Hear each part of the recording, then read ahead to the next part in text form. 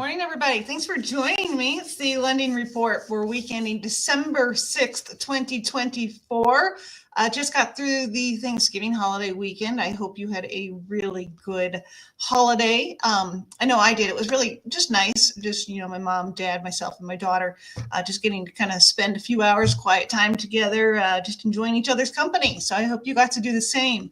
Let's get right into it. This week was Jobs Week, but we'll start with mortgage applications showing for last week. And it was a short week because of the holiday, not a lot of activity, but still purchases up 6%.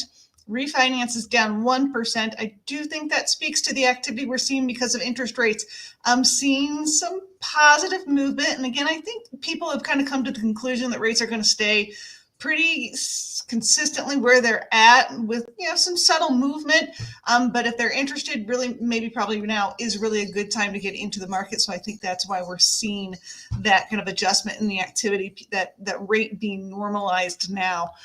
Jobs for last week, those filing for the first time for unemployment at 19,000, up 19,000, and then continuing claims were down 25,000. So it could be that people falling out after their allowance running out, the time permitted to file claims, could see some of that from that activity. This week, starting with jobs, we got the JOLTS report. They're a month behind. That was for October. October did show that job creations up to 7.74 million, up just a touch.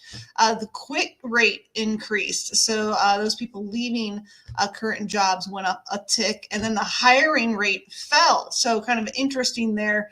So maybe that had a little impact on the initial jobless claims because people leaving, yet the job, the hiring rate falling, maybe not being able to find employment as quickly as they want. And the length of time it does take people to actually recoup a new job is taking longer than it did several years ago. So up to about 23 weeks before people find a new job. Something to keep in mind if you're considering changing. Then we'll go to the ADP report. I do have a slide for you here. The ADP report showing it was coming at 146,000 job creations. The estimate was 163,000. So a little bit of a miss, but not dramatic. And that was the October report was revised from 233,000 down to 184,000. So continuing to see those revisions coming down for the ADP report. And you can see that predominantly new employment, new jobs coming from larger companies. So, you're talking Amazon, Walmart, Target, UPS, those type of things, which isn't uncommon for the holiday season. This could be a lot of seasonal hiring that we're getting at this point. And in those sectors that make up the jobs, we saw a lot in education and health services, trades and transportation, leisure and hospitality at a low at 15,000. That's been a big driver for the last few years. And then if you look at wages, we're seeing that stayers went from 4.8% to 4.7%, so down a tick in income, and switchers went up. So maybe there's a little bit of poaching out there, incentives to switch jobs. So we're seeing that went from 6.7% to 7.2%. Now, today was the BLS report, and the BLS has been our consistent nemesis for several months, if not the last year and a half. This was actually a miss, just because the estimate, it was over, but it wasn't the sensationalization that we've seen over the past several months, which is why I call it a little bit of a miss, because this one has constantly been a surprise to us. So the estimate was 214,000 and it came in at 227. So kind of right where it should, where they expected. So that's why a tempered response today in the market because of that. A 2-month revision showing increases over the past 2 months of 56,000. So that did tick up. And then you can see with their jobs, they're showing the bulk of job creations coming in the healthcare industry at 54,000 job creations, and government at 33,000.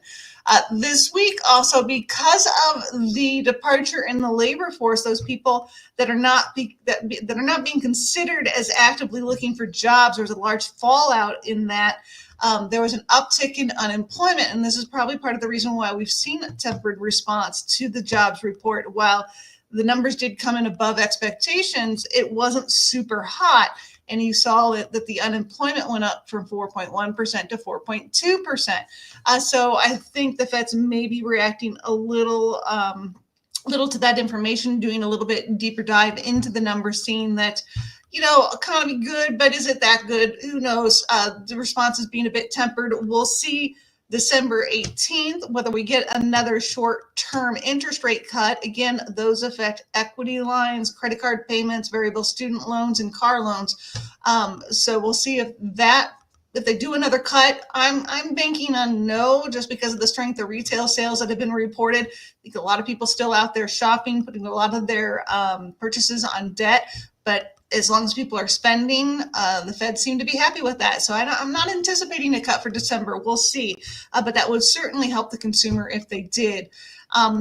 Let's show you the MBS charts right now. This is the 10-year Treasury. It is moving in the right direction and has for us predominantly this week. We want to see it going down and in the red. That's where we're at. So we have seen small improvements in the long-term interest rates at this point. So that's positive to hear. So if you are in the market to shop, you are considering, now really is a good time to purchase. If you have any questions, please feel free to reach out to me. I do appreciate when you like my videos, and do want to give a shout out to my sister, Missy. Her birthday is tomorrow, so happy birthday to you, Missy. And be looking out for your birthday gift soon. So everybody else, have a great weekend. I will see you next week.